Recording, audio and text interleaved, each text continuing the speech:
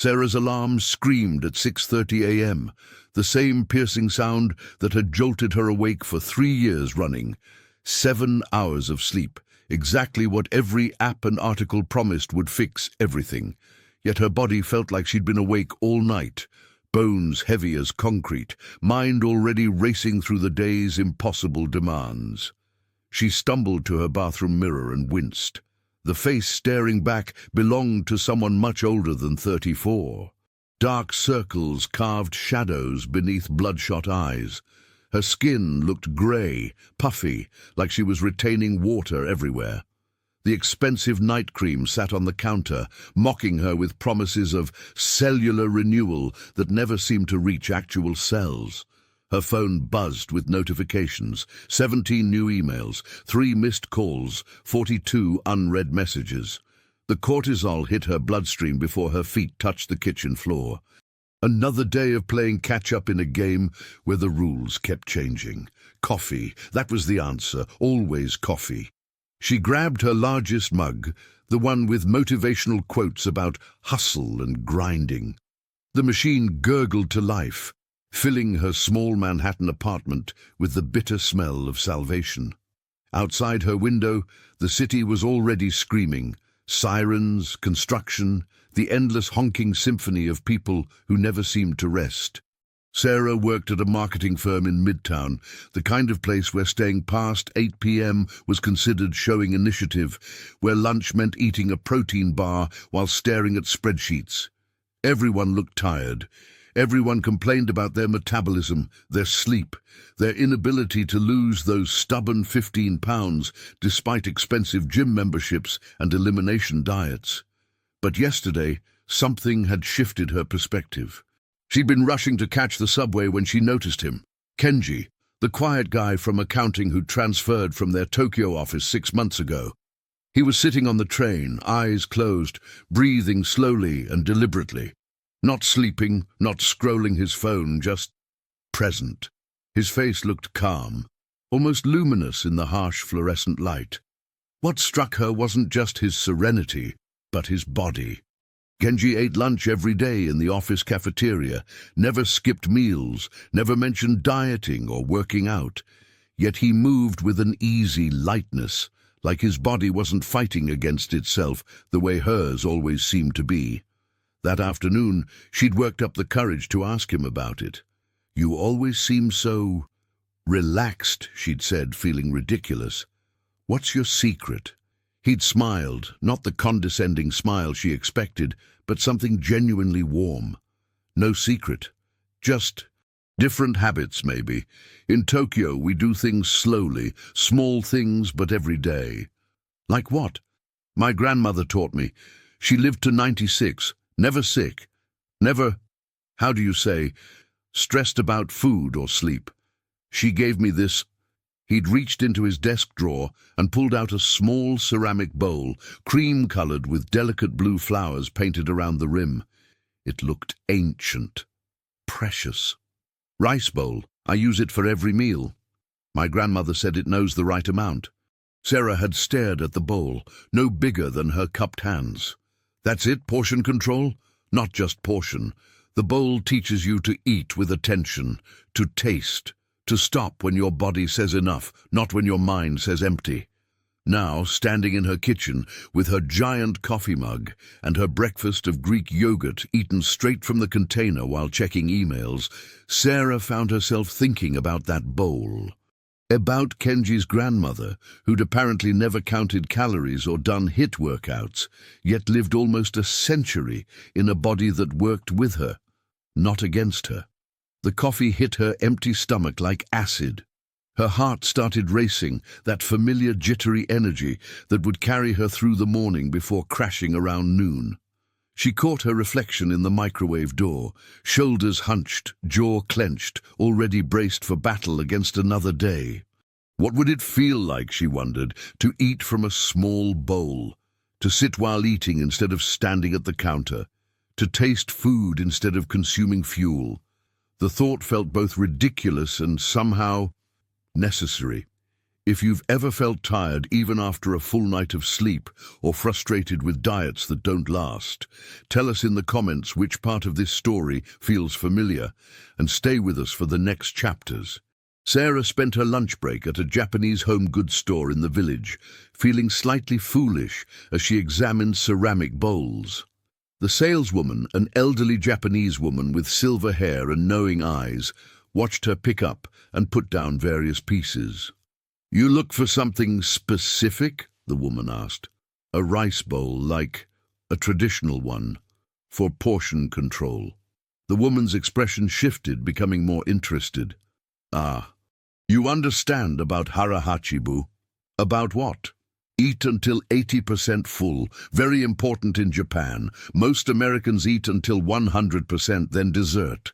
This is why—" She gestured vaguely at Sarah's middle, then caught herself. "Sorry, I speak too direct."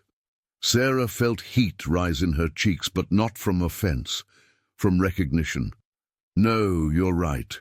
I eat until the plate is empty, not until I'm satisfied." The woman nodded and led her to a display of small bowls. "This one," she said, lifting a piece similar to Kenji's but simpler, cream-colored, with a subtle blue rim. "Good size for rice, for soup. Makes you slow down." Sarah bought the bowl and carried it back to the office like a secret. That evening, instead of her usual dinner, take-out Thai food eaten from containers while watching Netflix, she cooked a simple meal: brown rice, steamed vegetables, a small piece of salmon. She portioned everything carefully into her new bowl, surprised by how little food it held. The first few bites felt strange. Without the distraction of her laptop screen, she actually tasted the food. The rice had a nutty sweetness she'd never noticed. The salmon flaked perfectly on her tongue, but more than that, she found herself slowing down, taking smaller bites, breathing between mouthfuls. Halfway through the bowl, something unexpected happened. She felt satisfied. Not full, not stuffed, but genuinely content. Her stomach wasn't demanding more food, wasn't sending those desperate hunger signals that usually drove her to finish everything in sight. She set down her chopsticks, another new addition, and sat back in her chair. For the first time in years, she'd eaten a meal without finishing everything on her plate. And instead of feeling deprived, she felt peaceful. Her phone buzzed. A text from her friend Melissa. "Wine night tomorrow. I found this new place with small plates. We can be bad together." Sarah stared at the message, thinking about the word bad. When had eating become a moral issue? When had food become the enemy requiring guilt and punishment? The next morning, she decided to try another of Kenji's suggestions. Instead of coffee first thing, she heated water for tea, green tea, nothing fancy. But she drank it slowly from a proper cup instead of a travel mug. She sat at her kitchen table instead of standing at the counter, watching the steam rise from the cup while the city woke up outside her window. The ritual took maybe 10 extra minutes, but something about those minutes felt different, calmer. Her nervous system seemed to downshift from its usual morning panic into something more sustainable. At work, Kenji noticed the small ceramic cup on her desk. "You try the tea," he said, smiling. "Just experimenting. Though I have to ask, don't you ever want more? More food, more caffeine, more everything?" He considered this seriously. "In Tokyo, my grandmother used to say, when you eat fast, you eat past satisfaction. When you eat slow, satisfaction finds you. American culture teaches hunger for more, more, more. Japanese culture teaches recognition of enough. But doesn't enough feel like giving up? Like settling? Or maybe," he said gently, "enough feels like peace." That afternoon, Sarah found herself observing her colleagues with new eyes. The constant snacking, the enormous portions, the way everyone ate lunch while working, barely tasting their food. The afternoon energy crashes that sent people to the vending machines for sugar hits. The cycle of restriction and binging that seemed to define every conversation about food. Meanwhile, Kenji ate his small bento box at the proper lunch hour, focusing entirely on his meal for 20 minutes. No multitasking, no guilt, no drama, just food, attention, and satisfaction. That evening, Sarah used her bowl again. This time, she noticed how the simple act of portioning food mindfully changed her relationship to the meal. Instead of fighting her hunger or trying to suppress it, she was collaborating with it, learning its signals, trusting its wisdom. Her body, she realized, might actually know what it needed. She just had to slow down enough to listen. 3 weeks later, Sarah's jeans felt different. Not dramatically loose, but easier. The waistband didn't dig into her stomach after meals. She wasn't experiencing the afternoon energy crash that used to send her searching for sugar. Her sleep, while still not perfect, had improved enough that she occasionally woke up before her alarm feeling actually rested. The changes were subtle enough that she might have dismissed them as coincidence, except for what happened at her annual physical. "Doctor," Martinez looked up from her chart with surprise. "Your blood pressure is down significantly from last year. And these inflammation markers. When did you start eating differently?" "I haven't really.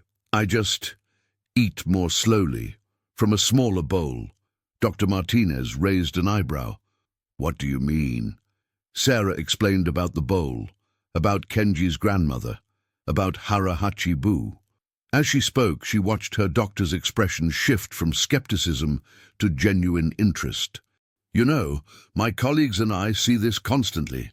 Patients who try every diet, count every calorie, exercise religiously, but their bodies stay inflamed and stressed.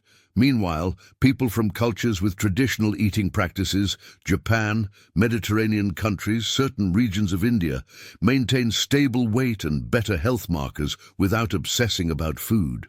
So I'm not crazy for thinking a bowl could change everything?" "You're not changing everything. You're changing the environment around food, the pace, the attention, the signals your nervous system receives. That's actually more powerful than willpower." Walking home from the appointment, Sarah felt a complicated mix of vindication and frustration. If mindful eating was so effective, why wasn't it the first thing doctors recommended? Why was every magazine cover about extreme restriction and punishment-based exercise? That evening, Melissa called about their postponed wine night.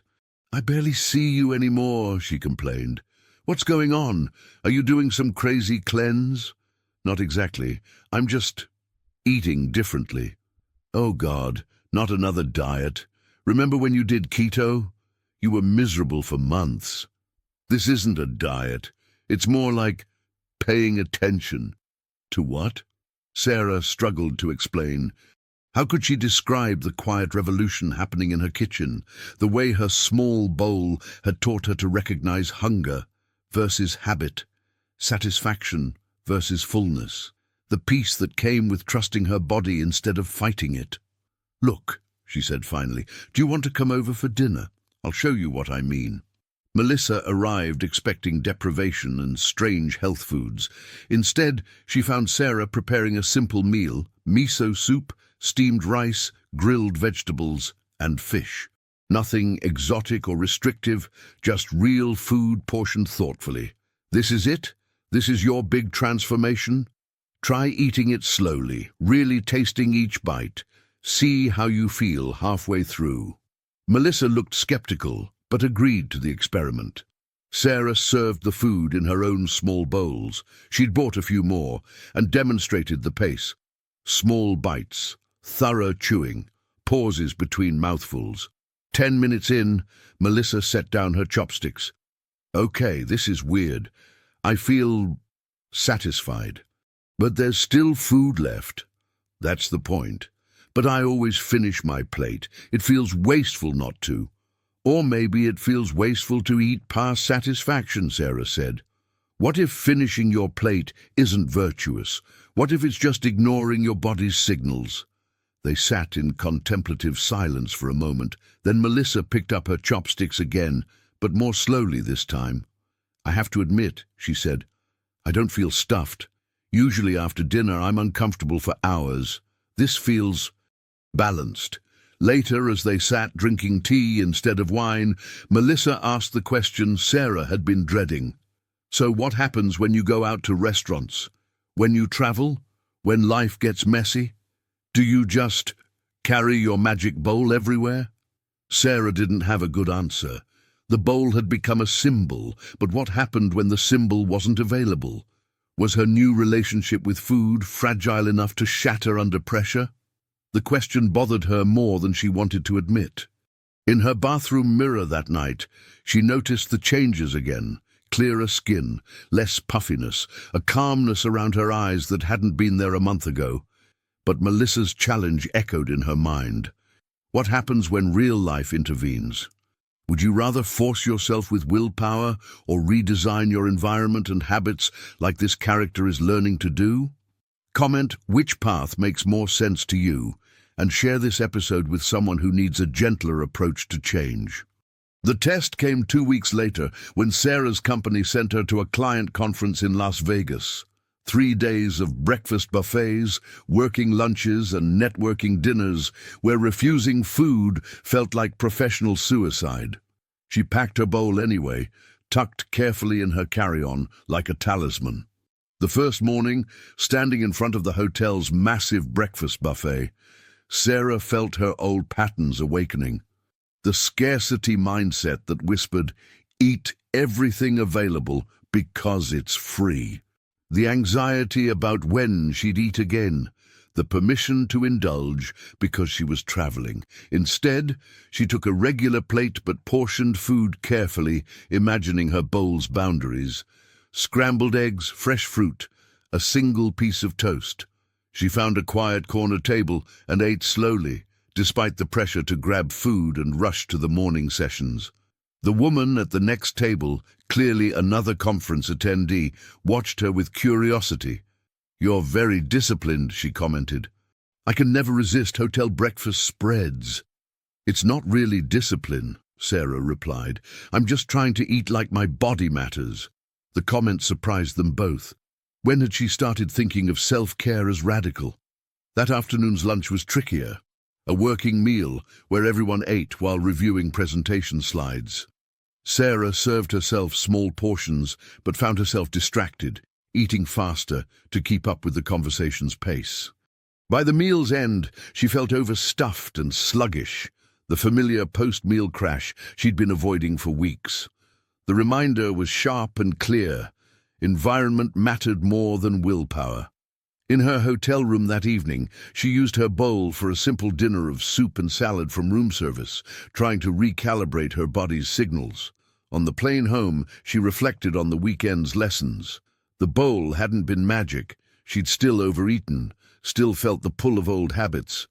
But something fundamental had shifted. Instead of viewing the conference as permission to be bad, she'd maintained awareness. Instead of shame spirals about imperfect choices, she'd simply recalibrated and continued. Back in New York, Sarah discovered that her month-long experiment had quietly reshaped more than just her meals. She was sleeping better, waking more naturally. Her afternoon energy was steady instead of chaotic. Her clothes fit differently, not dramatically, but noticeably. More surprising was the mental change. The constant background anxiety about food, the negotiations and bargaining she used to have with herself about every meal, had quieted to a whisper. She trusted her hunger now, trusted her satisfaction, trusted her body's wisdom in a way that felt revolutionary. Kenji noticed the difference immediately. "You look peaceful," he said during their lunch break. "Less busy in your mind." "I feel less busy.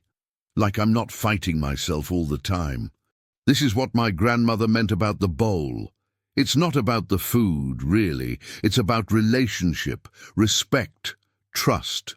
Trust. Trust that your body knows what it needs. Trust that enough is actually enough. Trust that you don't have to control everything by force.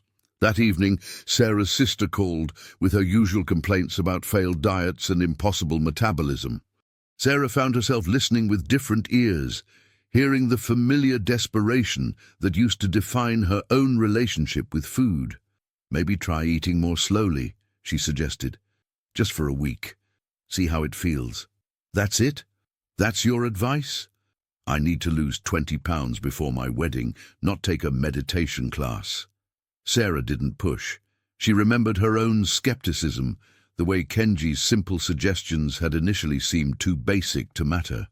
Change, real change, couldn't be forced on someone else.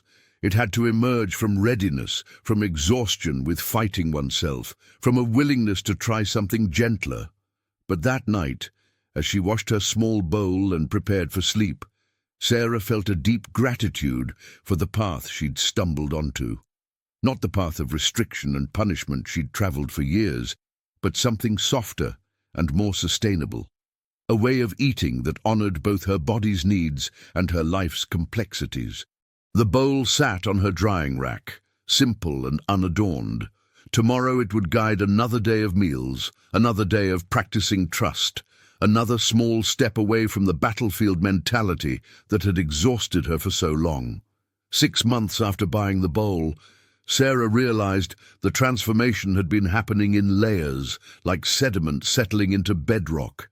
The changes weren't dramatic enough for before and after photos, but they ran deeper than aesthetics. She was standing in her doctor's office, reading her annual lab results, when the magnitude hit her. "Your inflammation markers are in the optimal range now," Dr. Martinez explained. "Blood pressure excellent, blood sugar stable. Whatever you're doing, it's working at a cellular level. I'm not doing anything extreme. I just eat from a smaller bowl." Dr. Martinez laughed, not dismissively, but with recognition. "You know what you're really doing? You're regulating your nervous system. When you eat slowly, mindfully, you activate parasympathetic response, rest and digest mode. Most Americans spend meals in fight or flight. Their bodies can't properly process nutrients because they're always in crisis mode. Walking home, Sarah understood something that had been building for months. The bowl hadn't changed her relationship with food. It had changed her relationship with herself. For 34 years, she'd approached her body like a hostile negotiation. Her hunger was the enemy. Her appetite was moral failure. Her weight was evidence of insufficient willpower. Every meal was a battle to be won or lost.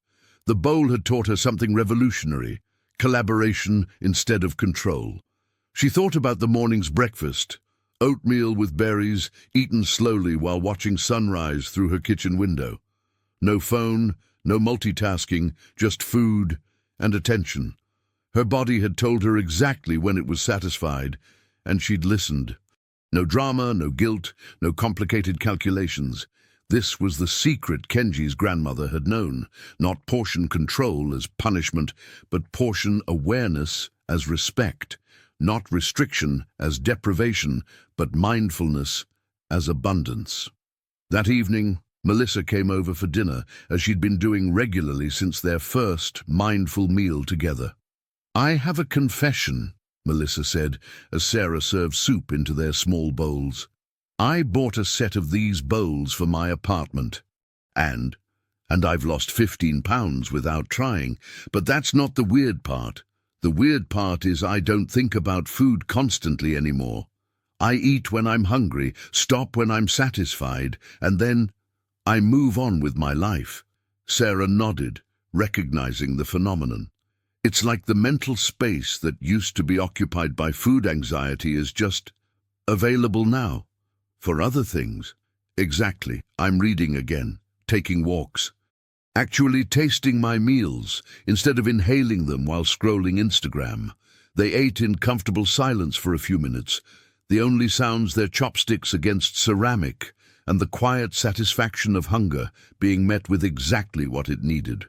"Can I ask you something?" Melissa said. "Do you ever miss the chaos, the drama of dieting? Sometimes I feel like I should be trying harder, doing more." Sarah considered this seriously. There had been a strange addiction to the cycle of restriction and rebellion, the intensity of always being either good or bad with food. Life felt calmer now, but also less dramatic. "I miss feeling like I was doing something," she admitted. "But I don't miss how exhausted I was, how much energy I wasted fighting myself. It's like we've been taught that struggle equals virtue, that if change isn't painful, it doesn't count." Later that night, Sarah called her sister back, the conversation about wedding weight loss that had ended awkwardly months before. "Remember when you asked for advice about losing weight?" she said. "Yeah, and you told me to eat slowly. Very helpful." "I know it sounded ridiculous, but I've been thinking about it differently. What if the goal isn't losing weight? What if it's gaining trust? Trust in what? In your body's wisdom. In the possibility that you don't have to fight yourself to be healthy." There was a long pause. Then, "Show me what you mean." The next weekend, Sarah's sister visited. Sarah prepared a simple meal, served in small bowls, eaten without distraction. She didn't lecture or explain, just demonstrated the pace, the attention, the respect for hunger and satisfaction. Afterward, her sister sat back with a puzzled expression.